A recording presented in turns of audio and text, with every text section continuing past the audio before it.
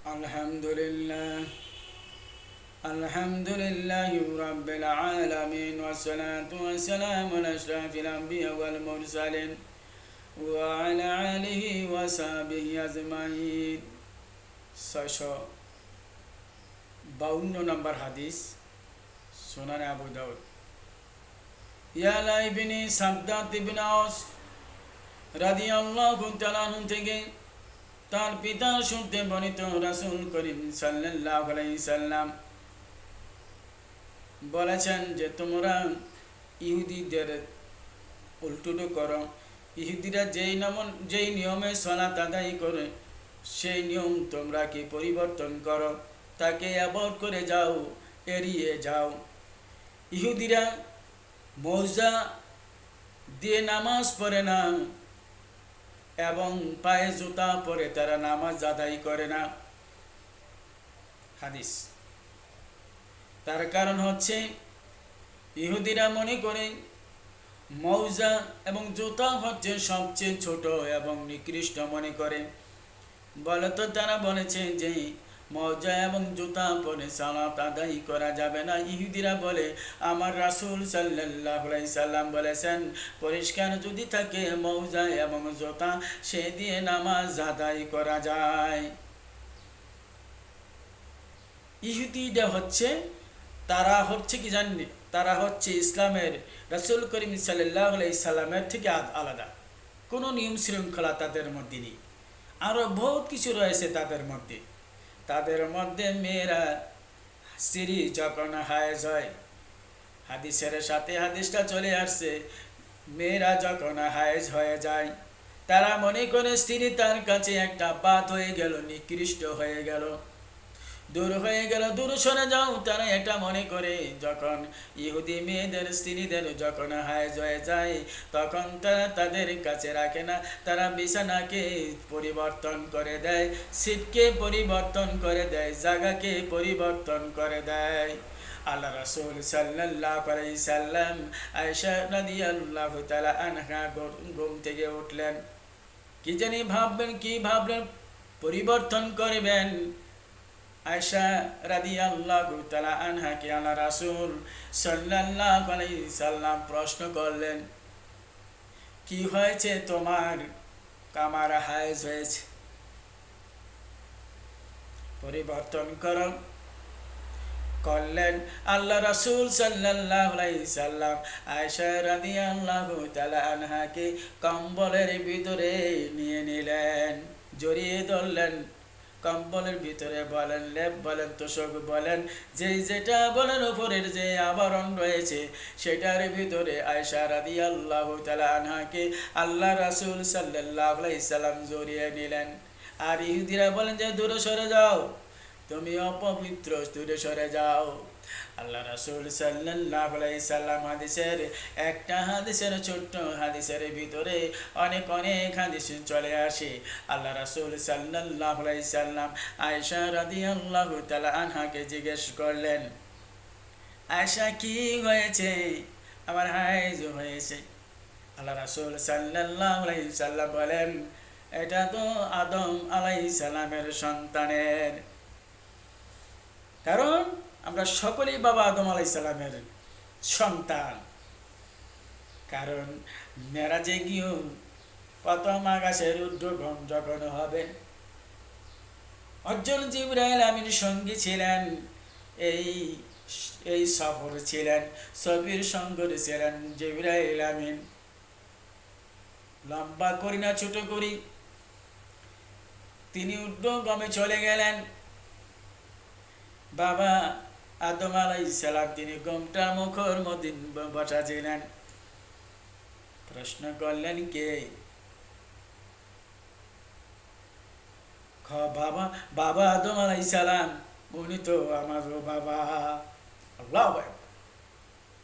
দেখা হলো, মোলাকাত হলো, এটা নিয়ে রাসূল মুহাম্মদ সাল্লাল্লাহু আলাইহি সাল্লাম দুজনের মধ্যে একটা ভালোবাসা এবং সম্মান এবং রেসপেক্ট শুরু হয়ে গেল।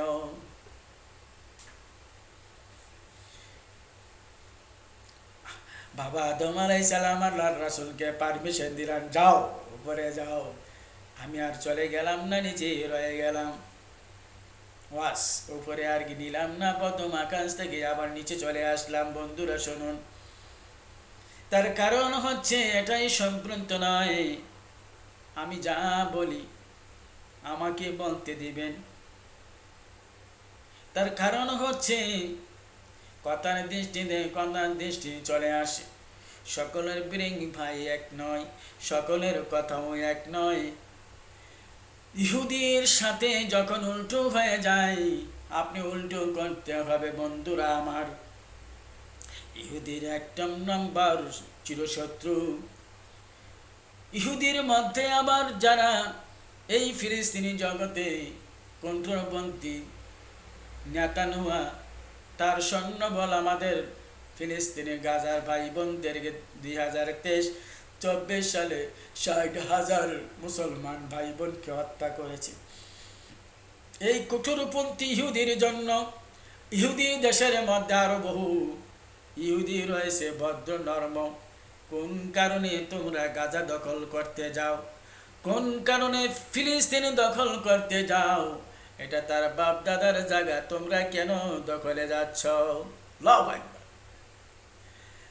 তারা সমাবেশ করেছে ইহুদির দেশে, ইহুদি ইসরায়েল।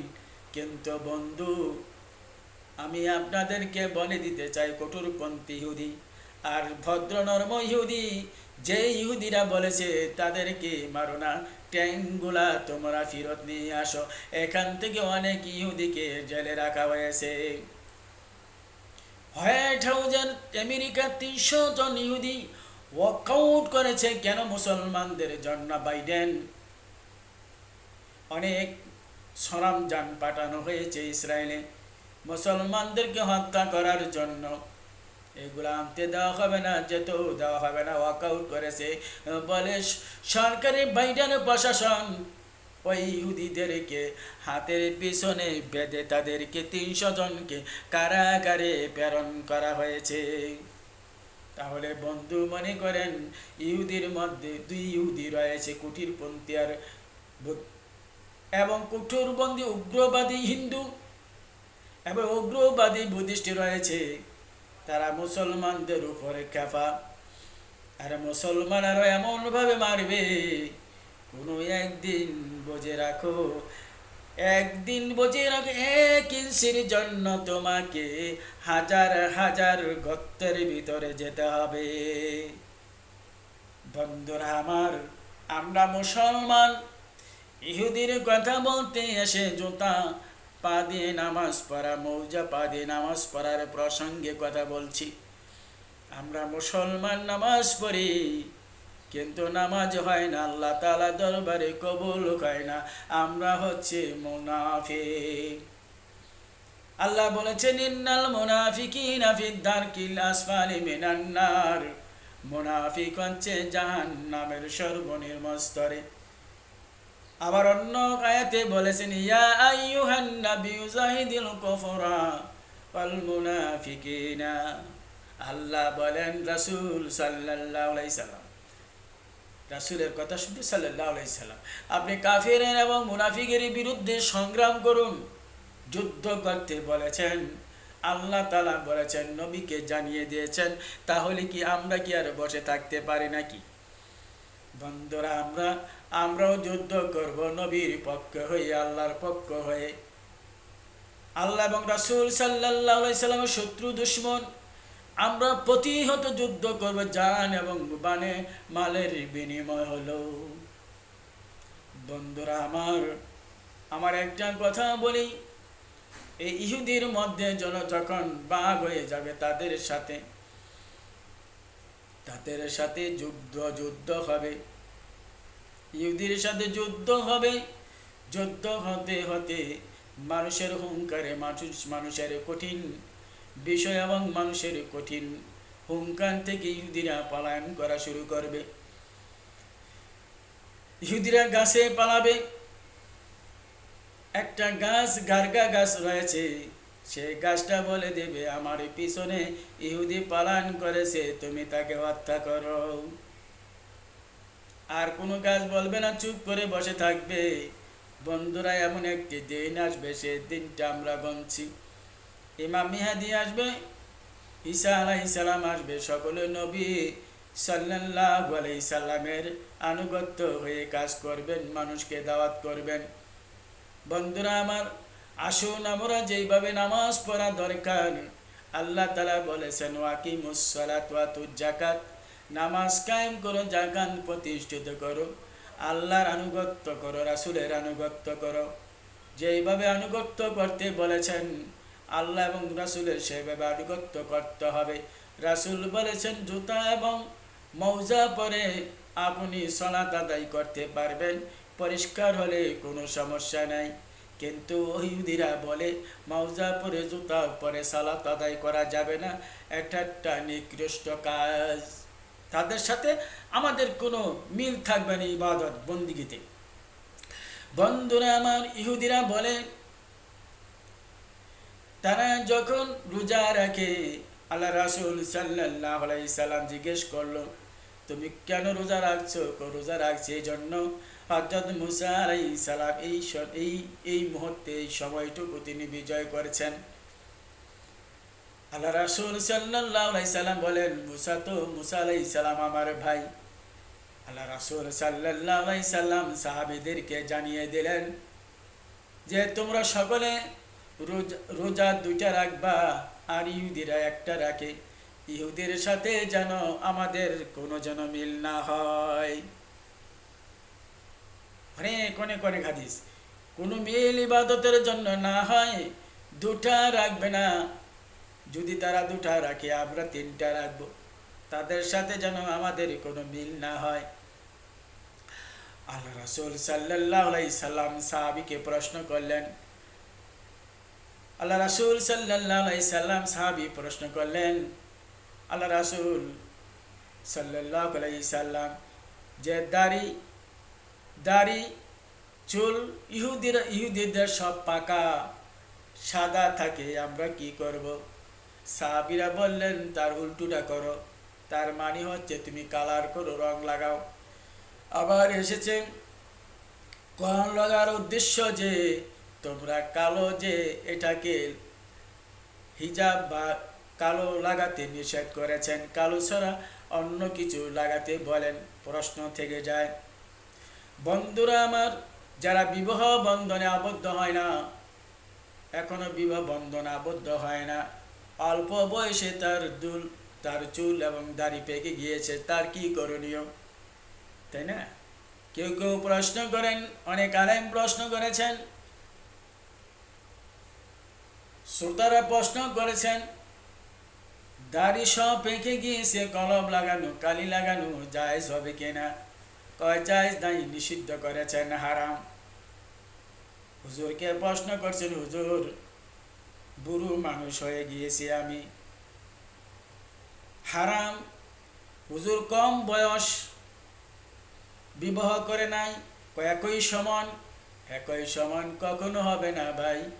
যে বয়স হয়ে গিয়েছে তার কোনো সমস্যা নাই, যে নাকি বয়স হয় না, কম বয়স, এখন তার বিবাহ হয় নাই, কিন্তু চুলে যদি দাড়িতে যদি কালো লাগাইলে মেয়ে তাকে পছন্দ করবে। কৌশল অবলম্বন করছে, কালো যদি না লাগাই এবং যদি ব্রাউন কালার, লাল যদি হয়ে যায়, মেয়েরা আমাকে পছন্দ করবে না। কারণ তার অল্প বয়সে দাড়ি পেকে গিয়েছে, 20 বছর, 25 বছর, 30 বছর চুল দাড়ি সব পেকে গিয়েছে। কৌশল অবলম্বন করা আপনার জন্য যায়, যাকে আপনি কল্যাণ আপনার জন্য হবে, আপনার জন্য কালি লাগানো জায়েজ, কলম লাগানো জায়েজ কালো। কারণ আপনি কোথাও শিক্ষা সফরে যাবেন, কোনো সফরে যাবেন, সকলে সমর্থন করেছেন কালো লাগানোর জন্য। আপনি কোথাও যাবেন ব্যবসা বাণিজ্যের ক্ষেত্রে, মানুষও পছন্দ করবে না, আপনাকে কাছে আসবে না। আপনাকে বয়স বেশি বলে অল্প বয়সী লোকেরা আপনার কাছে আসবে না, তাহলে আপনার ব্যবসা নষ্ট হয়ে যেতে পারে। কৌশল অবলম্বন করবেন। আপনাকে কোথাও দাড়ি সাদা দেখলে আপনাকে কাজে নেবে না, এটাও আপনার কৌশল অবলম্বন করতে হবে। আপনার জন্য জায়েজ, আপনার কল্যাণের জন্য জায়েজ।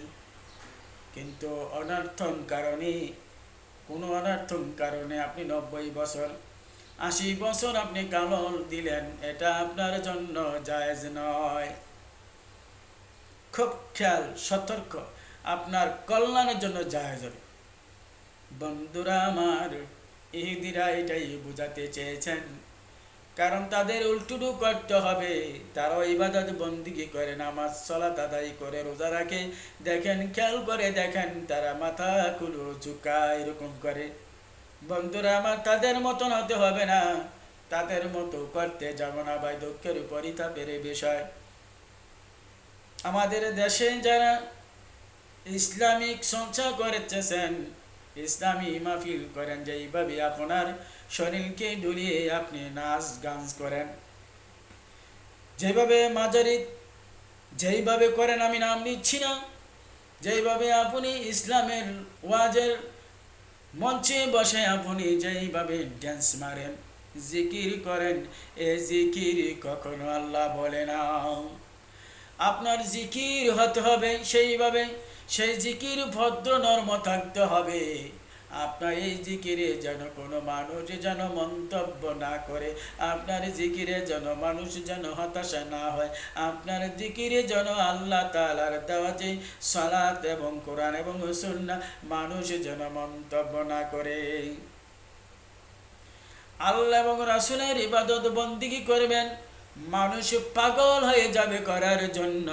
কিন্তু আপনি যেইভাবে ওয়াজ নসিহতে শরীর ঢুলিয়ে ড্যান্স করেন, যেইভাবে আল্লাহকে ডাকেন, কি বলেন না বলেন, আমি আল্লাহর কসম করে বলেছি, আপনার এই ইবাদত ড্যান্স কখনো জিকির ওয়াজ নসিহত আল্লাহর দরবারে কবুল হবে না।